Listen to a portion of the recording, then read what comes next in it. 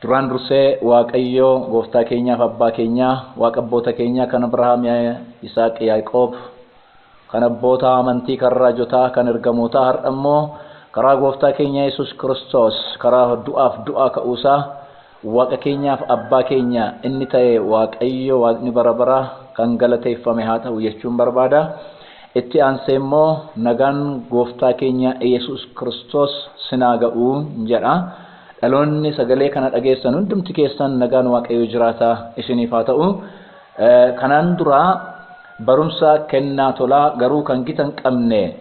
jedhu kutaa tokkoffaaf kutaa lammaffaa gadhiiseera.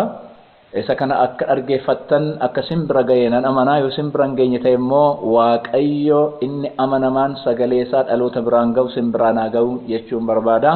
Har'a immoo kutaa sadaffaasaa walii wajjin ilaalla. Duraan dursinee waan lama goonaa. Inni tokkoffaan chaanaalii irraa barumsa kana argattan isa kanaan dura argattaniitu ta'e yoo sabiskiraayibiin goone ta'e sabiskiraayibii godhaa. Akkasumas immoo mallattoo bilbilaa sana tuqaatii maatii chaanaalii kana ta'aatii walii wajjiniin sagalee Waaqayyoo lallabna. Sagalee fayyinaa isa ta'e kana dhalootaan geenya Waaqayyoof ulfina dhalootaaf immoo bu'aa kan ta'u walii wajjin finna. Maatii tokko taanee hojii Waaqayyoo hojjenna jedhee sin afeeruun barbaada. Waan kana gootaniif Waaqayyo dachaa sinaa eebbisu. Inni lammaffaan immoo gara barumsa keenyaa isa har'aatti otoo hin galiin kadhata gabaabaa walii wajjin kadhanna. Waaqayyo Waaqa waaqotaa, mootii moototaa, Waaqa hundumaan olii galanni ulfinni Waaqa lafarratti siif haa ta'u.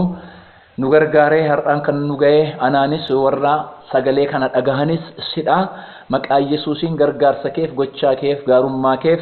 abbummaa keef, jaalala keef galanni ulfinni maqaa Yesuusiin siif haa ta'u. Ammas nu gargaari. Ayyaanni kee nuuf haa baay'atu. Sagaleen har'aa Waaqayyo gooftaa dubbatamu kun dhaloota bira dhowwaaf dhorka malee akka inni ga'u dhalootaaf fayyina. Yaa Waaqayyo hiika, yaa Waaqayyo gooftaa siif immoo ulfina haa ta'u. Maqaa Yesuusiin waan kana gootuuf galatoomi. Ameen. Kutaan sadaffaan inni har'aa kennaa tolaa garuu kan gitan qabne inni jedhu.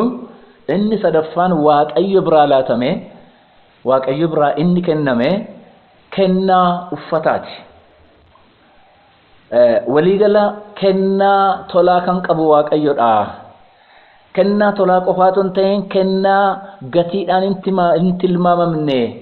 kennaa gatii jabeessadha jennee hin dubbanne, kan gita hin qabne kan qabu Waaqayyodha lamaansaayyuu jennee kutaa tokko keessatti ilaalleerra. Kutaa lammaffaa keessattis ilaalleerra.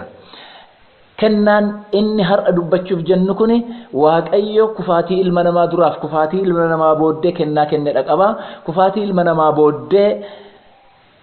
kennaan ni kenne inni jalqabaa kakuudha jennee isa ilaalleerraa. Inni har'aa immoo uffatadha. Waa'ee uffataa ilmi namaa gaafuma kufee jalqabe, gaafuma kufe tasuma kufetti kan inni arge ulfina ton ta'in salphinadha. Kan inni arge qullaa michuu isaati yookiin immoo qullaa walii isaati arge waan ta'eef sanarraa uf dhoksachuudhaaf, yeelloorraa uf dhoksachuudhaaf baala akka inni ofitti soomphiree argina. Baala kutanii addaa fi hewaan akka walii isaanii qullaa hin argine walitti yookiin immoo mataa isaaniitti akka uffatanii. Akka walii yeellaane qullaa isaanii waan yeella'aniif waan wal ciga'aniif qullaa isaanii dhokfachuudhaaf akka isaan yaalan ilaalla. Waa'een uffataa sammuu ilma namaa keessa jira garuu baalarra hin darbu. Waan baay'een sammuu namaa keessa jira firootaa garuu waan mul'aturra, waan har'aarra, waan cooligurra, waan caccabu, waan hunkutaa'urra hin darbu. Waaqayyo garuu gara seera uumamaa boqonnaa 3 lakkoofsa 21 irratti gaafa dubbatu akkas jedha sagaleen Waaqayyo. Waaqayyo gooftaan Addaamii fi haadha manaa isaatiif uffata gogaarraa hojjete isaanitti hin uffiseedha. Galanni Waaqayyoof haa ta'u. Nama akkamitti uffisa Waaqayyo? Nama kakuusaa cabse, nama adda irraa bahe, nama sabaqate, nama kaayyoo Waaqayyoo diigee eddee ulfinaatii bu'e, nama buufata isaa xaaboo isa oriijinaal jennu xaaboosa ta'e gadhiisee abaarsa jala galee addunyaa abaarsisee Waaqayyoon gaddisiisee mandara Waaqayyo qopheessee fi keessaa ulfina Waaqayyo qopheessee fi keessaa sagalee ormaa dhaga'ee baafame balballitti cufame nama du'atti kenname nama yaada waaqayyo keessaa ba'e waaqayyo deebisee maal godha ulfinatti godha uffata ulfinatti uwwisa gogaarraa hojjetee jedha hojjetan ni jedhu kunis alammaffaa dubbatama waaqayyo biyyoorraa nama hojjete jedha seera uumama boqonnaa lama lakkoofsa 7 godhattan waaqayyo biyyoorraa nama hojjete jedha addanatti immoo waaqayyo gogaarraa uffata hojjetee addaamiif haadha manaasaatti uffise jedha waaqayyo gogaarraati hojjete taanaan waaqayyo gogaarraati hojjete taanaan kan gogaan irraa argame jira gogaan immoo biqiltuurraa gogaan uffata ta'uun argamu yookiin immoo qaacaa yookiin immoo waa biraarraa hin argamu gogaan kan argamu bineensarraati gogaan kan argamu kan lubbuu qaburraati gogaan kun akka argamuuf lubbuun ba'eera jechuudha gogaan kun akka argamuuf dhiigni dhangala'eera jechuudha duraan dursa addunyaa kana keessatti dhiigni akka dhangala'u kan godhame namatti ulfina uffata ulfinaa uffisuuf namatti maal uffisuuf ulfinaa uffisuuf ulfata kabajaa uffisuuf kan lubbuun ba'e kan inni dhangala'e uffata adda ta'e uffisuuf uffata eenyu hojjete uffata waaqayyo hojjete uffata ofiisaa harka isaatiin hojjete calluma dheedhuma immoo alee baqaqsee akkuma jirutti ittiin golboofne waaqayyo ittiin haguugne waaqayyo isaan dhiiraa addaamiif ta'u akka addaamiif ta'utti akka hojjaasaatti akka qaama isaatti akka dhaabbii isaatti isa hewaaniif ta'u akka dubartummaa isheetti akka qaama isheetti akka hojjaa isheetti akka dhaabbii isheetti hojjetee bareechee miidhagseetu itti uffise waaqayyo galanni waaqayyoof haa ta'u waaqayyoon waan inni hojjetu hundumtuu miidhagaadha waaqayyo waan inni hojjetu hundumtuu tolaadha kan nama ciga'uun qabu calluma dheedhuma waaqayyo waanuma hin taane namatti haguugu hojjetee miidhagsee qindeesseet hojjeta uffata kanatti uffise jedha waa'ee uffata kanaa haa yaannu takka uffata kanaaf jedhamee lubbuu ba'e haa yaannu takka uffata kanaaf jedhamee dhiiga dhangala'e haa yaannu takka waan lama gurguddaa nutti agarsiisa waan lama gurguddaa nutti agarsiisa dubartittiidhaaf akka kakuun galame kutaa lammaffaa keessatti ilaalleerra inni qomoo kee ta'e inni sirraa argamu mataa bofa kanaa hin tuma bofni kun immoo komeesaa hin ciniina qomoon kee mo'aadha qomoon kee ijaasii ba'a qomoon kee ulfina kee isa fudhatame hin deebisa jechuusaati waaqayyo addana dhufe immoo uffata ulfinaatti uwwisa wal qabataadha waan lama nu agarsiisa inni tokkoffaan uffanni kun gara fuulduraatti ilmi namaa uffata ulfinaa inni uffachuuf jiru kakuu sana keessa taa'e inni lammaffaan uffanni ulfinaa kun akka argamuuf immoo lubbuun ba'u akka jiru dhiigni dhangala'u akka jiru gatiin baafamu akka jiru eenyutu gatii baasa waaqayyomatu gatii baasa eenyutu addanatti gogaa kana qopheesse waaqayyo eenyutu akka lubbuun kun qalamu yookiin bahu godhe waaqayyo maaliif ilma namaaf jecha waaqayyotu kakuu isaa irratti hojjetu maaloo cubbuu waaqayyotu kakuu isaa irratti hojjetu maaloo yakka hin hojjetu waaqayyo yakka hin hojjetu waaqayyo kakuu isaa irratti cubbuu kanaaf nama kufe kana nama cubbuu hojjete kana nama waaqayyoon salphise kana irratti waaqayyo dinqii kan ta'e hojii isaa gurguddaa dhangalaasaa jira kanarraa kan ka'e uffata ulfinaa isaanitti uwwisa uffanni ulfinaa kun isa kana agarsiisa gara boodaayyuu kutaa arfaffaa keessatti ilaalla malee waa'ee uffata ulfinaa kana sinitti meen darbaarra waaqayyo waan tarreessittiin uwwisu waaqayyo waan tarreessittiin golgu waaqayyo waan ulfina qabeessa waan dinqii ta'e waan madaallee guutu waan simboo qabu waan kabaja qabu namatti uffisa waaqayyo galanni isaaf haa ta'u uffanni ulfinaa kun kan inni agarsiisu karaa du'aa ka'uu Kiristoos Yesuus ayyaana uffachuudhaaf jirru nutti agarsiisa wangeela Yohaannis boqonnaa 1 lakkoofsa 14 amma 18tti gaafa dhannee ilaallu sagaleetu foon ta'e ayyaanaaf dhugaadhaan guutamee nu gidduu buufate seerri karaa Musee laatame ayyaana irratti ayyaana kan arganne garuu karaa Kiristoos Yesuusidha ilmi tokkichi ulfina abbaasaa biraa qabu kan fakkaatu ulfina waaqayyoo karaa ilma isaa isa kabajamaa argine waaqayyoon eenyuyyuun argine ilmi isaa inni kaasuusaa keessaa ba'e inni bobaasaa keessaa ba'e waaqayyoon nuuf seenesse waaqayyoon nutti mul'ise maaliin gochaa fi dubbiidhaan nutti mul'ise Yesus Kiristoos mul'isee duwwaan dhiisne. Waaqayyo eenyu akka ta'e dubbiidhaan mul'ise barsiise. Waaqayyo eenyu akka ta'e dubbiidhaan mul'ise lallabe. Waaqayyo eenyu akka ta'e gochaan isa dubbate isa lallabe sana immoo gochuudhaan seexana rukutuudhaan dhukkubsataa fayyisuudhaan uumama keessatti kan namni gochuu hin dandeenye isa Waaqayyo gochuu danda'u gochuudhaan Waaqayyo nutti mul'ise. Kanaafidha macaafa wangeelaa isa Luqaas barreesse boqonnaa 24 lakkoofsa 19 irratti warri karaa Emaa'uus irraa cooliganii deemanii Yesuus isas du'aa ka'ee isaan qaqqabetti otoo san bariin dubbatu raajii keenya nu jalaa ajjeesani. Raajii akkamii? Raajii jechaaf gochaan cimaa ta'e. Yesus Kiristoos gochaaf cimaadha, dubbiidhaafis cimaadha. Lamaan saayyuu mul'isuudhaan Waaqayyoon nu agarsiise. Isa booddee immoo hin du'e immoo du'aa ka'e. Ayyaana sana akka uffannu nu godhe. Itti deebina. Waa'ee uffataa gaafa kaafnu isa kana asumarratti dhaabne itti deebina. Waa'ee uffataa gaafa kaafnu Waaqayyo akkas jedha seera keessa deebii boqonnaa 8 lakkoofsa 4 irratti akkana jedha. Waggaa 40 kanas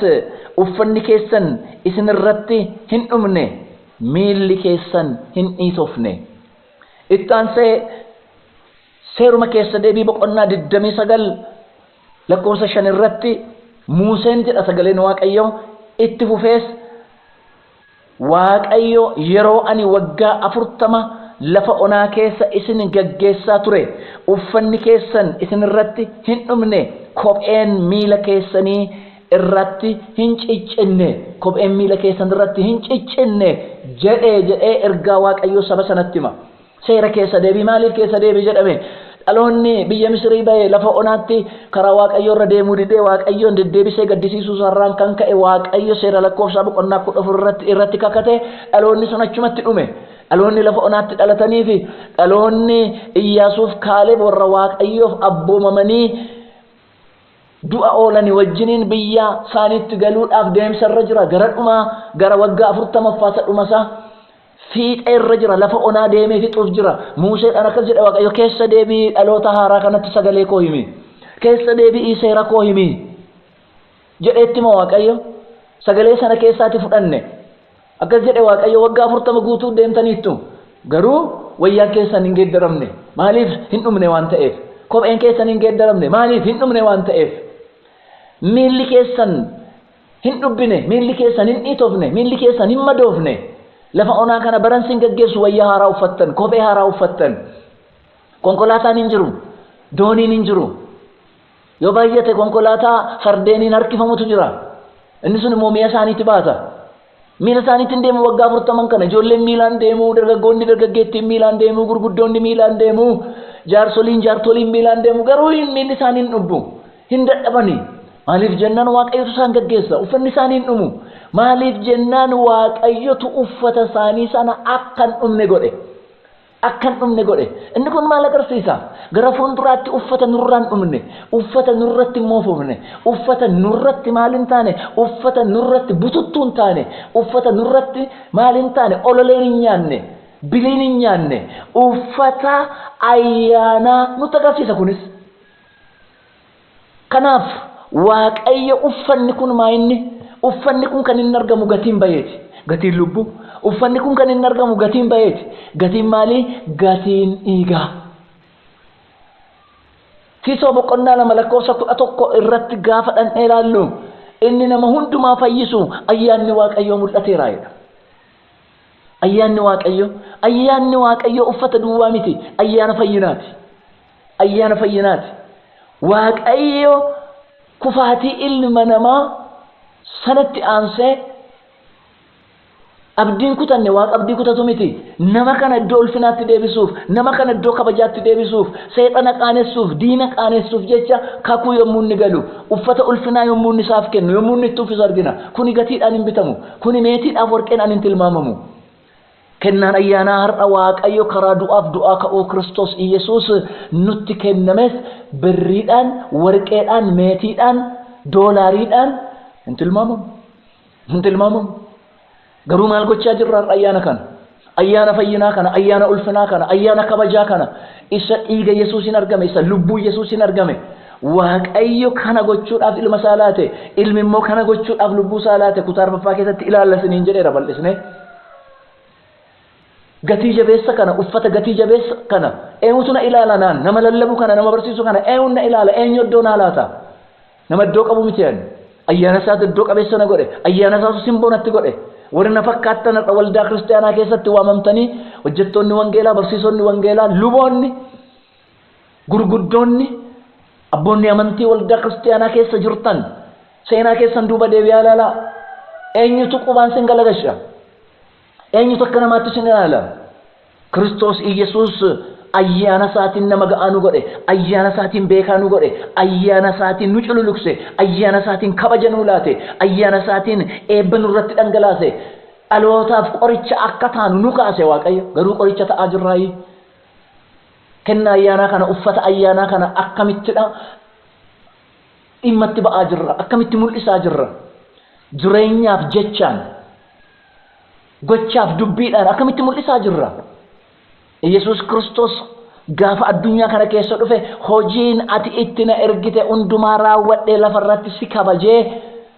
xumureera hojii koo ulfinan dura qabutti na deebisi Yohaannis boqonnaa 17 lakkoofsa 4-5 irratti fixeera maal godhee dubbiidhaan barsiisee dubbiidhaan lallabee gochaan immoo kadhadhee isa hojjechuun siif malu hojjedhee jireenyaan jireenyi qulqulluun maal akka ta'e jireenyi boonsaan maal akka ta'e jireenyi waaqayyoon kabachiisu maal akka ta'e jireenyaan jiraadhee itti agarsiiseera dhaloota kanatti jireenyaanis dubbiidhaanis si kabajeera ayyaana nuu laatame uffata ulfinaa nuu laatame fayyina nuu laatame akkamitti dhimma bahaa jirra laata har'a Phaawulos akka jedhume sagalichame jedha sagalichame maalin goone waliin hin makne isan dhagayen dubbadhe isa dhugaan dubbadhe isa caafamen dubbadhe isaaf immoo nan jiraadhe aggaammiin koo humni du'aa ka'uu Yesuus Kiristoos hammam akka ta'e humni isaa arreedee bira ga'uudhaaf hiixadhee bira ga'uudhaaf akkasumas immoo yoonaa ta'eef du'a isaattillee fakkaachuudhaafaniin dhama'aa jira isa duuba koo irraanfadhee eddoon dhaabadhetti cimee qaacimmadhee tajaajilaa waaqayyoof ulfina laachaa isa caalutti immoo nan hiixadha Filiphisius boqonnaa 3 lakkoofsa 10 amma 16tti jira kun uffata ulfinaa nutti uwwifame kana uffata gatiidhaan argame kana uffatamee gitan qabne kana meetiif warqee albuuda biyya lafaa keessa jiruun kan hin madaalamne kana nuyi garuu maal gochaa irraa warqee meetiitti jijjiiraa jirra miti irra ittiinidha isa foon keenya miidhagfachaa ittiin isa foon keenya ijaarrachaa jirra miti irra kanaaf waldaa kiristaanaa waltajjii ishee irraa ulfinni waaqayyoo kan sokke ayyaana waaqayyootu waan salphinaaf oolaa jira ayyaana waaqayyootu waan salphaaf oolaa jira ayyaana waaqayyootu eddeen taanetti mee akka kosiitti lakkaamaa jira akka waan tarreetti lakkaamaa jira mandara keessatti akka waan tarreetti lakkaamaa jira warqeef meetiidhaan jijjiiramaa jira waaqayyo nuuf haa dhiisu nutti araaramu waaqayyo kanaaf ulfinni waaqayyo waltajjii keenya gatee sokke kanaaf ikaa boortaane sanduuqni kakuu Israa'el gidduutti sanduuqa ulfinaati sanduuqa kabajaati sanduuqa ittiin diina isaanii mo'anidha sanduuqa ittiin diina isaanii qeexxa'anidha sanduuqa ittiin daangaa mo'icha isaanii bal'ifatanidha garuu bara ijoolleen Eelii fudhatanii ba'anii sanduuqni kakuun huni hojjechuu dide Filisxeemotaan maal ta'e hin booji'ame isaanoo maal ta'ani guyyaa walakkaa manni Eelii diigame ganama tokkotti manni Eelii diigame randa waraanaati ijoollee isaanii lamaantu du'e mandara keessa abbaatu mee taa'umsa irraa kufee du'e haadha manaatu dahee ala isheeton argin du'e maaliif jennaan waaqayyoon kabajuu didani lubummaa isaanii xuraa'ummaatti geeddarani ulfina waaqayyoo xuraa'ummaatti geeddarani ulfina waaqayyoo salphinatti geeddarani saba waaqayyoo salphisani dubartoota waaqeffachuu dhaqani salphisani wajjin sagaagalani ijoolleen Eelii waa'een baasani akka isaan du'an waaqayyo akka barbaade nutti masagaleen waaqayyo har'as waaqayyo ulfinaaf nutti laate ayyaana waaqayyo ulfinaaf nutti laate dibata waaqayyo ulfinaaf nutti laate ulfina gitan qabne kana ayyaana gitan qabne kana uffata gitan qabne kana kennaa gitan qabne kana maaliif hooshaa jirra ittiin mana jaarrachuuf ittiin gaa'ela dhaabuuf ittiin gamoo jaarrachuuf ittiin konkolaataa yaabuuf moo ittiin dhaloota fayyisuuf ittiin ulfina waaqayyoo fiduuf ittiin daangaa mootummaa waaqayyoo bal'isuuf ittiin waaqayyoo akka kabajamu gochuuf isa kamiif hooshaa jirra uffata kana isa kamiif hooshaa jirra kennaan kun kan inni kenname kennaan ulfinaa kun kaayyoon isaa isa nuti ittiin hooshaa jirruuf miti sagaleen waaqayyo Qorontos 1:12 lakkoofsa 1:11 dubbifames gaariidha garuu lakkoofsa 4:11 akkas jedha afurri qulqulluun akka barbaadetti kennaawwan hin kennadha kennaa salgana achirratti dubbata sana keessaa waaqayyo kennaa kan inni kennu bu'aa waldaa kiristaanaaf jedha waldaan kiristaanaa immoo maadha isheen ergama guddaa fudhattee dhaloota gidduutti kan baatedha Maatiyos 28 lakkoofsa 18 hamma 20tti dhannee ilaallu waaqaaf lafarratti aboonnaaf kennameera egaa dhaqaa maqaa abbaa ilmaa fuura qulqulluutiin dhaloota cuuphaati isan sinitti dubbadhe seerawwan koo barsiisaati duukaa buutuu naa godhaa amma dhuma biyya lafaatti immoo si wajjin jira waldaan kiristaanaa ergama kana qabdi har'a gooftaan ishee wajjin jiraayi har'a daangaa ishee bal'achaa jiraayi dhaloota booji'aa jirti mandara diinaa digaa jirti daangaa diinaa cabsaa jirti hiroo diinaa jigsaa jirti dhaloota mootummaa waaqayyoof booji'aa jirti deebiisa warra dhageessanii fanniisa maaliif gooftaan ishee wajjin jiraayi maaliif daangaan ishee bal'achuu dide maaliif harki ishee kottoonfate maaliif miilli ishee kottaa'e mana keessa taa'e mana sagadaa keessatti wacuu duwwaamaaf ta'e mana sagadaa keessatti utaaluu duwwaamaaf ta'e mana sagadaa keessatti awwaara kaasuu duwwaamaaf ta'e maaliif tarkaanfachuu didde maaliif hime hiixachuu didde ayyaana nutti laatametu isa laatameef ooluu dide ayyaana nutti laatametu kabaja waaqayyoof ooluu dide ayyaana nutti laatametu hamma daarii lafaatti dhugaanaa ba'aa dhaqaati Iyyesuusin fayyisa jedhaati afurri ergamoota wajjin ture maaf nu wajjiniin deemee daangaa keenya bal'isuu dide maaliif toshitoonni booji'amuu didanii maaliif waldaan kiristaanaa addunyaa kana keessatti rakkinaaf gidiraa dhangala'aa jiru akka bishaan gannaa dhaabuu dadhabe kadhanni ishee taayitaan guddaan harka waldaa kiristaanaatti jira ambaasaaddarri qoonsilaan waldaa waaqayyo waldaa kiristaanaati maaliif humna dhabde maaliif kabaja dhabde maaliifidha kadhanni ishee dhiiga dhangala'uu dhaabuu dide maaliif kadhanni ishee jibba dhaabuu dide maaliif kadhanni ishee rakkina dhaabuu dide beela dhaabuu dide raafama dhaabuu dide du'aaf gidraamaaf dhaabuu dide ayyaana waaqayyootu isa uffifameef isa dhufeef ooluu dide haa dhageenyu haa deebinu yeroon jira haa deebinu yeroon jira araaraa kadhannu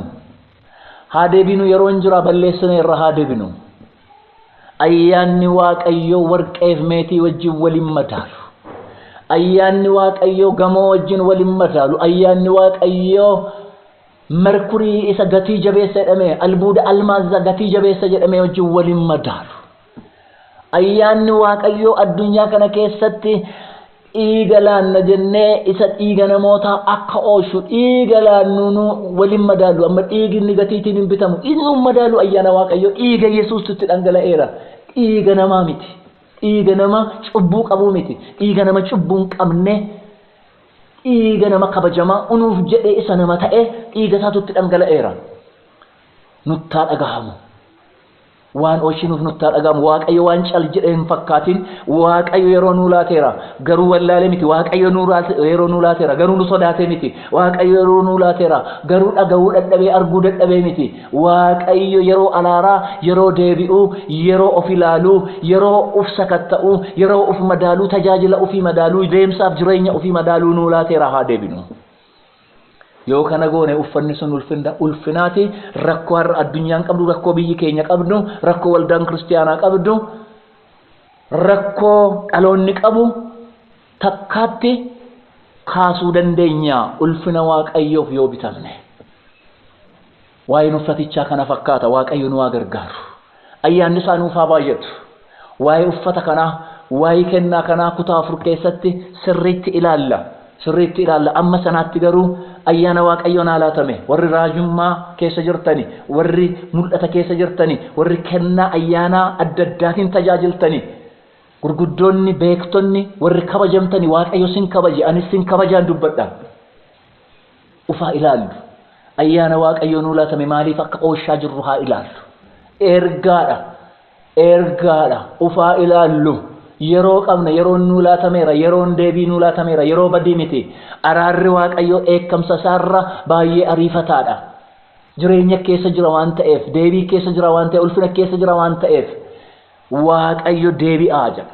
waaqayyo ayyaanan sinitti uwwisee ulfina koof ooshaa bu'aa dhalootaaf ooshaa bu'aa waldaa kiristaanaaf ooshaa nuun jedhaarra waaqayyo sagalee kana dhageenya akka deebinu nu gargaaru hin kadhanna wigalla trandisa aymarro lava gandala bishatrameando beka podia Relansis tremando le crasta ginta imaila igafa pora la bagenia hallelujah hallelujah waaqayyo ay sagalee keef galatoome waa'ee dubbii keessa amaramaa kanaaf galatoome waa'ee yaa waaqayyo gooftaa dheekkamsi kee otoo hin dhufiin araarri kee yaa waaqayyo akka dhiyoo ta'e nutti dubbachuu keef yeroo deebii yeroo of ilaaluu yeroo gara ulfinaatti deebi'uu yeroo garaatti deebi'uu waan nuu laatteef sagalee deebii waan nutti dubbachaa jirtuuf maqaan kee eebbifamu iddoo sagaleen kun ga'u ulfinni kee ga'u iddoo sagaleen kun ga'u eenyummaan kee ga'u iddoo sagaleen kun ga'u yaa waaqayyo abbummaan kee jaalalli kee ga'u mucaa ko deebii jedhi dhala ko deebii jedhi sin barbaadaa jedhi ulfinaafan si waamee jedhi ulfinaafan si barbaadee jedhi yaa waaqayyo sagalee kee kana keessaan dhaloota kana dhaga'anitti kaaba kibba bahaadhiyaa keessa ala jiranitti maqaa gooftaa Yesuus Kiristoosiin dubbachuun yaa waaqayyo gara ulfinaatti nu deebisuun yaa waaqayyo gooftaa ulfina keef nu gochuun taaf bu'aa nu gochuun maqaa Yesuus Kiristoosiin fedha keef jaalala kee nuuf haa ta'u yaa waaqayyo gooftaa sagaleen kee kun sagalee jireenyaa malee sagalee badisaa nutti hin ta'in sagalee yaa waaqayyo gooftaa karaa jireenyaatti nu fidu malee sagalee karaa firdiif karaa badisaatti nu geessu hin ta'in yaa Israa'el karaan lama hundura kee jira fo'adhu karaan abaarsaa karaan jireenyaa jira garuu karaa jireenyaa otoo fo'atte immoo gaariidha jettee saba keetti akka dubbatte gara jireenyaatti sagalee nu deebisu gara jireenyaatti jecha nu deebisu gara jireenyaa nu deebisee ayyaana keetiin nu golboobe ayyaana kee ulfinaaf akka oolchinu kabajaaf akka oolchinu kan nu godhu akka inni ta'u maqaa Yesuus Kiristoosiin sin kadhadha waan kana gootuuf galatoomee eebbifame afaan yeroo keenyaatti darbii maqaa Yesuus Kiristoosiin ameen.